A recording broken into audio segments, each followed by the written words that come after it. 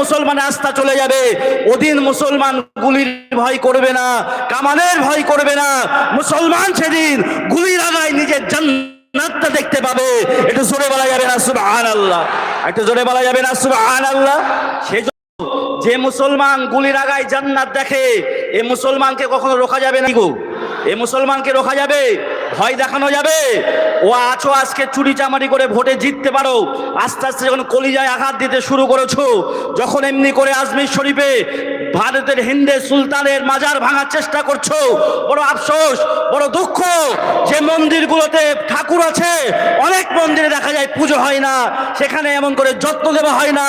ওরা সে জায়গায় যত্ন না নিয়ে মুসলমানের মসজিদের নিচে মন্দির খুঁজতে যাচ্ছে। বড় লজ্জার বিষয়।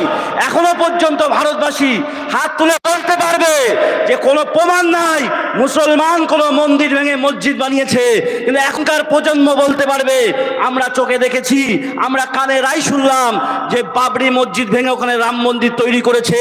এটা হিন্দুর সম্প্রদায়ের জন্য, ভদ্র হিন্দু সম্প্রদায়ের জন্য, শান্তিপূর্ণ হিন্দু সম্প্রদায়ের জন্য একটা লজ্জার বিষয়।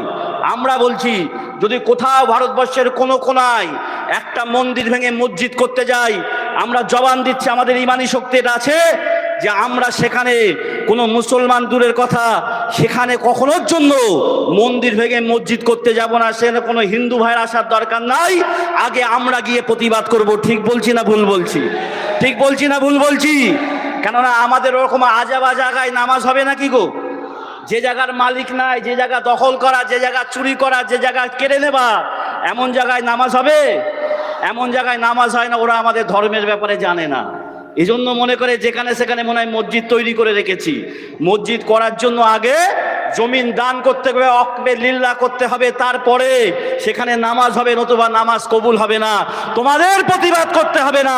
যদি কোনো মসজিদ কোনো জায়গা দখল করে মুসলমানরা অন্যায়ভাবে মসজিদ করে, তাহলে মুসলমানের মুফতি কমিটি যারা আছে তারাই আগে ব্যান্ড করে দেবে, বন্ধ করে দেবে। তোমাদের আসার দরকার নাই, হস্তক্ষেপের দরকার নাই। আর ছোট্ট একটা কথা বলে দিই, এটা বড় ষড়যন্ত্র।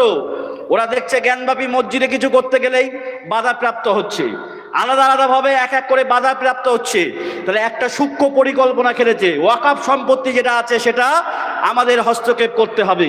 ওয়াকাফ সম্পত্তি যখন হস্তক্ষেপ করবে, তাহলে দেখা যাবে একটা ওয়াকাফ সম্পত্তি যখন নিয়ে নেওয়া হলো, ওই ওয়াকাফ সম্পত্তির ওপরে যত হাজার মসজিদ আছে, যত মাদ্রাসা আছে, সেই মাদ্রাসাগুলো মসজিদগুলোর উপরে তারা হস্তক্ষেপ করতে পারবে না? পারবে না? কথা বলেন। এই জন্য তারা ওয়াকাফ সম্পত্তির জোরে আজকের লক্ষ্য দিয়েছে, তাকিয়েছে যে এক এক করে ধরবো না, একসঙ্গে সব ধরার চেষ্টা করব। আমরা বলছি একটু ধৈর্য ধরো, একটু সবর করো। আমাদের সবের যখন বাঁধ ভেঙে যাবে, আস্থা যদি আজকে যদি প্রশাসন, কোর্ট যদি সঠিক বিচার না করে, আমরা মুসলমান ঘরে থাকবো না। যারা হাজি সাহেব আছে, ঘরে কাফন রাখা আছে না নাই? এ রাখা আছে না নাই?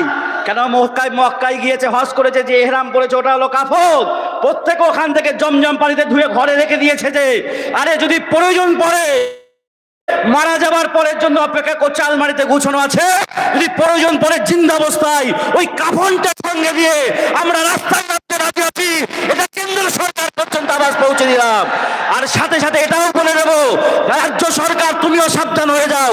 আজকে যখন খাজা মঈনুদ্দিন চিশতি আজমিরি হুজুরের দরগায় হাত দেওয়ার চেষ্টা করছে বাংলার জমিনে, যে সংখ্যালঘুর ভোট নিয়ে তুমি চেয়ারে বসে আছো, একটা তো বার্তা দিতে পারতে যে এমনি ভাবে সংখ্যালঘুদের কলিজা দিলে আঘাত করো না, আমি এখানে বসে মানবো না। কিন্তু কোন নেতা নেত্রীর জবান থেকে প্রতিবাদ দেখতে পাচ্ছি না। এটা আমাদের জন্য বড় লজ্জার বিষয়। এটা বড় লজ্জার বিষয়। যারা মুনাফিক মুসলমান আছো, চিন্তা করে দেখে নাও, রাস্তার জন্য, লক্ষ্মী ভান্ডারের জন্য, দু পয়সার জন্য, কাঠমানির জন্য তুমি আজকে যারা পিছনে যাচ্ছ, তোমার কলিজা, তোমার ইমান, তোমার তারা কেড়ে নিচ্ছে, আজও কি চুপ থাকবে? তুমি কি প্রতিবাদ করবে না? তোমার কি চোখ খুলবে না? এজন্য আপনাদের কাছে যারা এখানে আছেন, আগামী প্রজন্মের জন্য, নিজের ইমান বাঁচানোর জন্য মরতে একদিন হবেই। মৃত্যুটা যেন হয় ইমানের সহিত। মৃত্যুর পূর্বে পরে একদিন না একদিন হলো আল্লাহ আমাদের জন্য রহমতের জান্নাত রেখে দিয়েছে। অর্থাৎ ভয় পাওয়ার দরকার নাই। বাঁচতে যদি হবে, ও বিড়ালের মতন বছর বছর বেঁচে কাজ নাই, বাঘের মতন একটা ঘন্টা বেঁচে দেখাবো ইনশাল্লাহ। তাতে যাই দিক ওদিকে গিয়েছে সব গুটিয়ে ঘরে ঢুকিয়ে দেবো ইনশাল্লাহ।